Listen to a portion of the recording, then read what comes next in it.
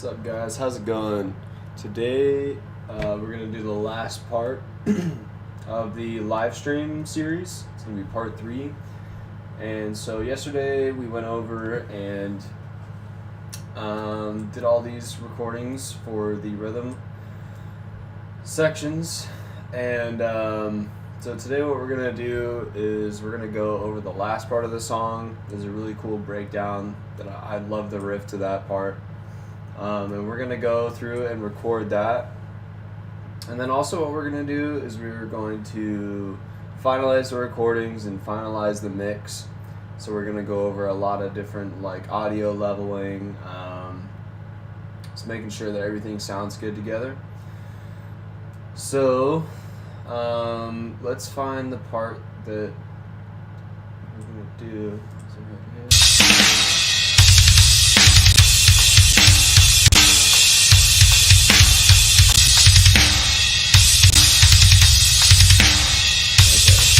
In right there, so we'll start back here. Let's go.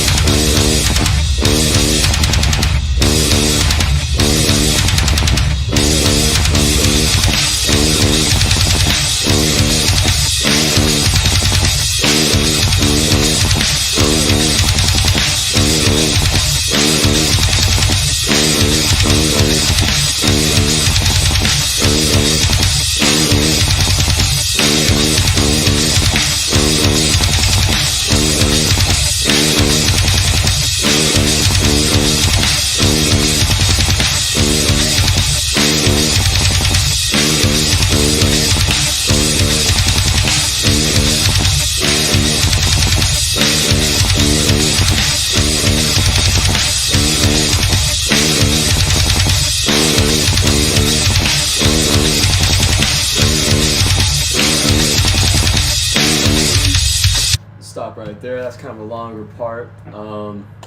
Like yesterday, that is a really good picking exercise. If you want to improve your tremolo picking, definitely practice that section. That is just really, you have to be really precise with that one.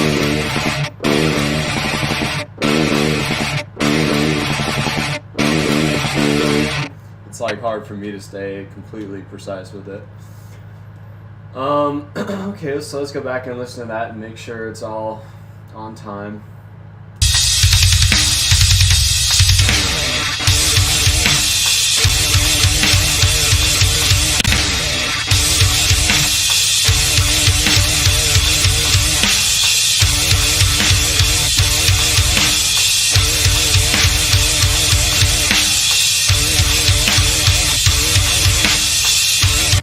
Alright, so something I want to do with this, I feel like it needs to sound a little bit fuller.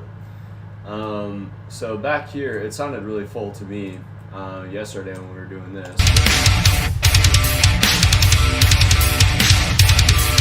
Maybe it's because there's just a lot more palm muting with the full chords. So what I want to do for that, this is what I do all the time when it needs like a fuller sound.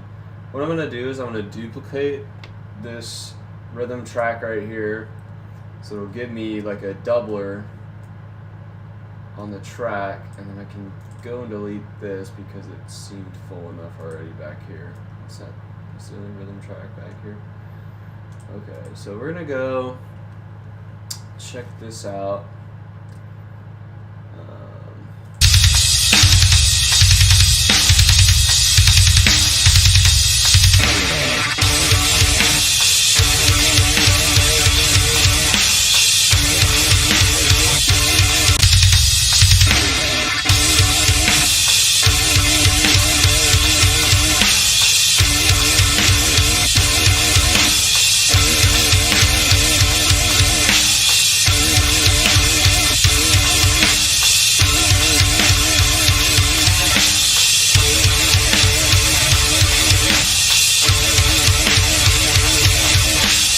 No, we're just gonna keep it the way that it was.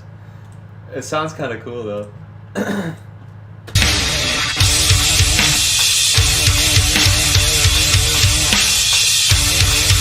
So with the effects that I have on there, I didn't even think about that. But this one right here is actually a stereo widener. So if I were to put another track on there, it's just gonna sound really like too spaced out because of that effect that I have, and I don't really want to get rid of it. So we're just gonna leave that track there. So let's go through and listen to the recording again, and see what we can do to make the mix better. Put the guitar down for right now. Okay, so let's see.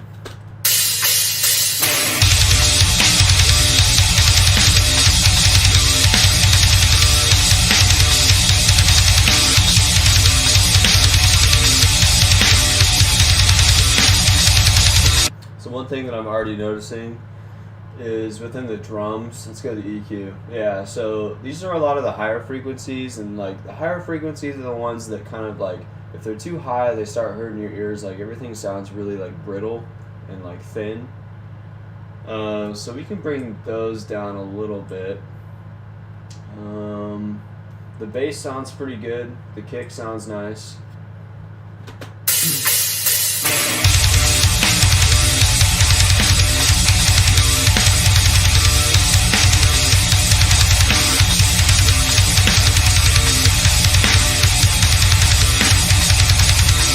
So what I just did with this 6th frequency here in the middle, these are what we call the mids. So what that does is it's going to make your mix cut through a little bit better, especially on something like the drums. You need some good mids in there. We've got a pretty mid-rangey guitar, so increasing these levels right in here are going to make it really cut through so you can hear it better. And then I just raised this a little bit just to give it a little bit more of a punch. The kicks were already sounding really good, but it's always good to like really make it come through.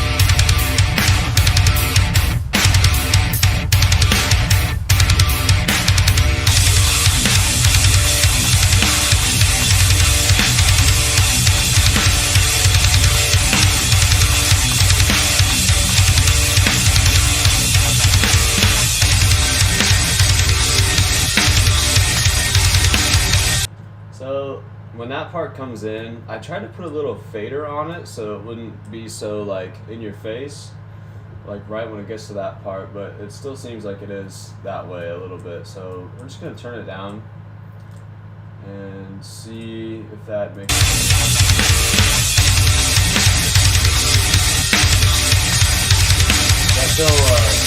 I still want to be able to hear the rhythm guitar in the back, and when everything is compressed, like we have a compressor on the master, when something else comes in that makes a lot of sound, it's going to kind of push the other sounds down a little bit. So we just want to make sure that everything's level.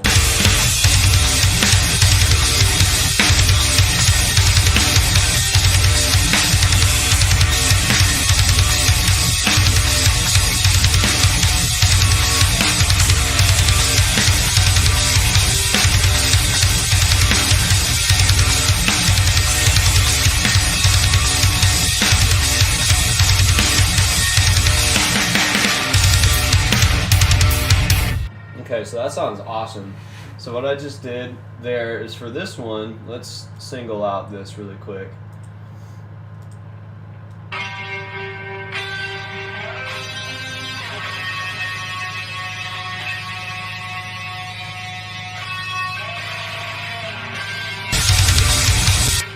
So I just increased the mids on that one, and I copied that EQ from this one over to this one, which is right here.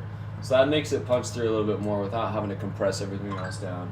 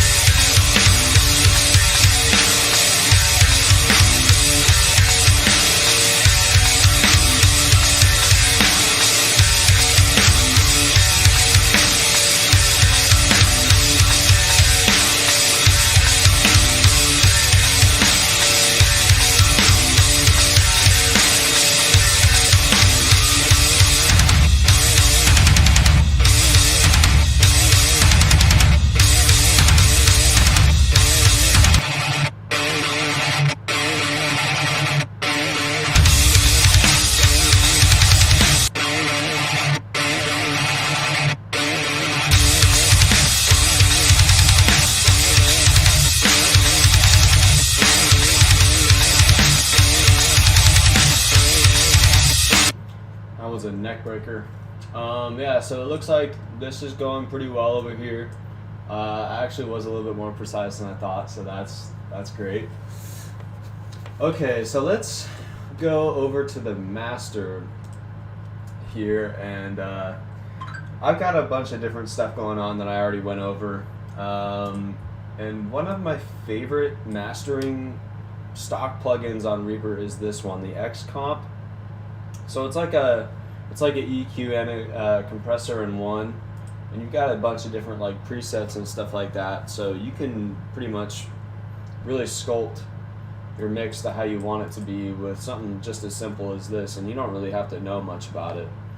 I'm not the best at mastering. I still have a lot to learn in terms of like what it means to have a good master and mix. So in my experience, I just kind of do what sounds good to me. Starting off on this track, this one sounded pretty good, the mastering 3-band preset. So you can increase these. These are for the low range frequencies, mid and high range frequencies. So 3 bands are like, I mean, they're very easy to work with, but they don't offer a whole lot of variety. So what you can do is you can add more than one, frequency. You can add as many as you want in here, just to kind of make it like that, for example. So yeah, let's run through some of these presets and see what sounds good. So let's start off with this one.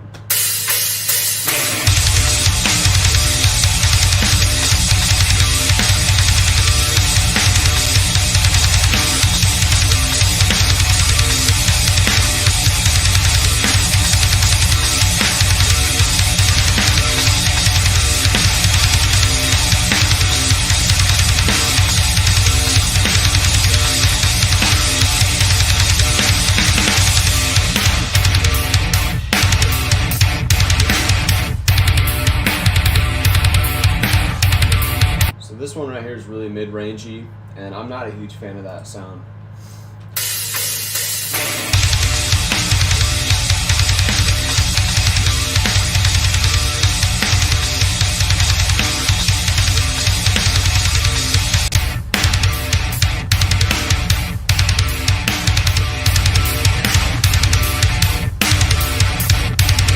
I really like this one right here because it's got a nice high range. I love high rangey stuff. Sounds nice and clear.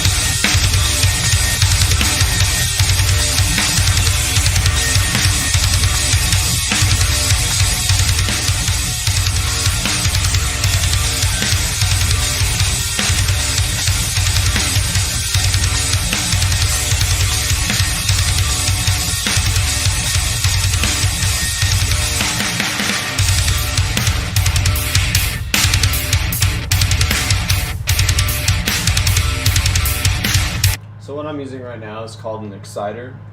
And since I like those high range frequencies, this helps out a lot with boosting those. And I think I already went over this, but I also have what's called a de-esser, which also like smoothens out a lot of those high frequencies so it doesn't hurt your ears, but you can still get a really clean mix.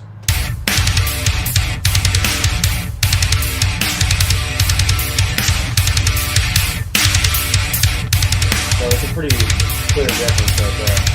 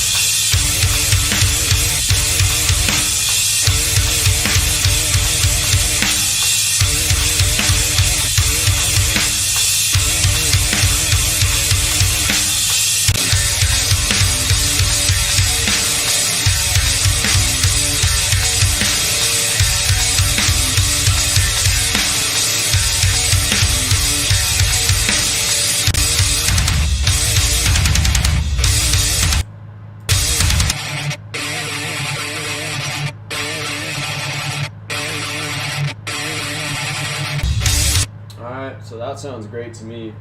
You can spend as much time as you want on masters and stuff and mixing, and I think I did an okay job. Everything sounds pretty clear. Everything's cutting through the mix, so that's good. We really don't have that many instruments. I mean, all I've got is a drum track and a guitar track.